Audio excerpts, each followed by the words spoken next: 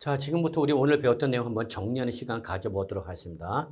자, 1번. 토지 이 지목을 사실상 변경함으로써 가액이 어떻게 되면 증가됐죠. 그럼 우리 취득세 과세를 해야 돼, 안 해야 돼? 해야 되죠. 이때의 취득세 세율은 무슨 세율을 적용할 거냐이죠. 그러면 여러분, 토지 이 지목 변경 무슨 취득? 간주 취득. 간주 취득일 때는 특례세를 무슨 세율을 적용하는 거죠, 여러분? 중과 기준세율 적용하는 거죠, 여러분? 중과 기준세율. 그러면 우리 취득세에서 중과 기준세는 몇 프로를 말한다? 종전취득세 2%를 말합니다. 라고 했죠, 여러분? 꼭 기억해 두셔야 되죠. 2번, 환매 등기를 병행하는 부동산의 매매죠. 그러면서 환매 기간 내 매도자가 환매권을 행때 안 할 때 환매권 행사했죠. 그러면 매도자로부터 매수자한테 넘어갔다가 다시 되돌아온 거죠. 그러면 사실상 취득, 형식상 취득. 그러면 형식상 취득이죠. 그러면 형식상 취득일 때 이때 적용하는 특례세는 뭐죠, 여러분? 그렇죠.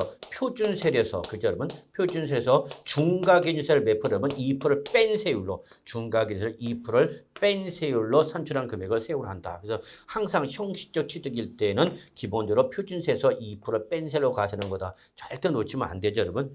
잘 알고 계실 거라 믿고요. 자, 그 다음에 3번이죠, 여러분. 취득세 과세 물건을 취득한 거주자죠, 여러분. 그럼 그 자는 취득한 날부터 며칠이나 되면 바로 60일이죠, 여러분. 취득세 신고기는 항상 60일 이내죠.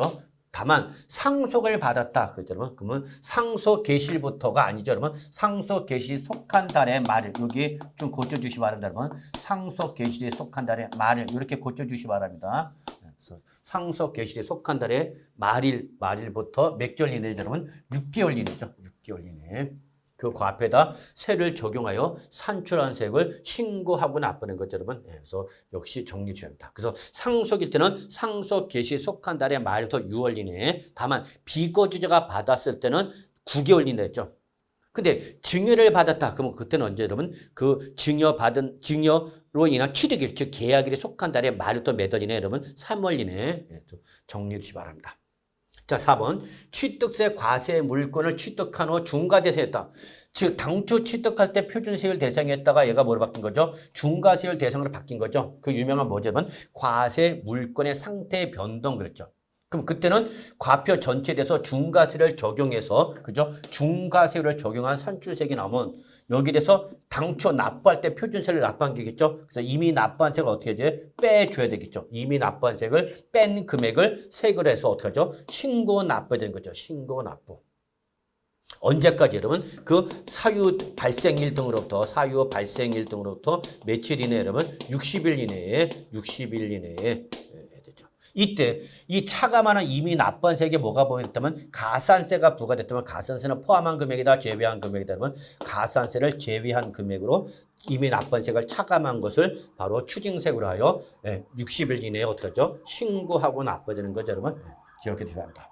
5번. 취득세 납세문자가 부동산을 사실상 취득했죠.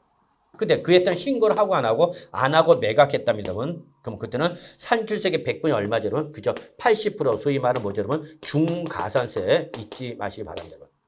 그래서 중가산세 80% 금액으로 한다라는 거 잊지 마시고요.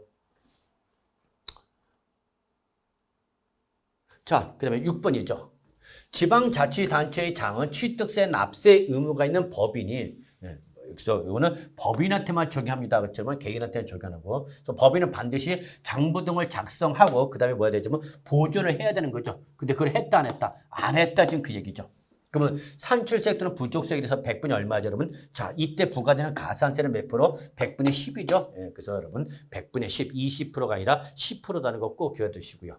그리고 이거는 법인한테만 적용하는 거죠. 그러니까 개인한테는 적용하는 거다, 안 하는 거다? 안 하는 거다. 좀 같이 정리해 두시기 바라겠습니다. 자, 7번. 취득세 부과 제척기간이 경과했답니다. 자, 여기부터는 여러분 이제 우리 등록면허세가 되겠네요, 여러분. 등록면허세. 그럼 취득세 부과 제척기간이 경과했기 때문에 이제 납세무가 소멸된 거죠, 취득세. 근데 그에 대한 등기는 하고 싶다. 그래서 이때 그 제척기간이 만료한 부동산의 등기나 취득가격 50만 원 이하, 이거 뭐죠? 면세점이죠. 그래서 얘들은 하나같이 취득세 냈어, 안 냈어? 안 내내죠. 그러나 뭘 하고자 한다면, 등기를 하고자 한다면 이때는 지방세법상 뭘로 내죠, 여러분?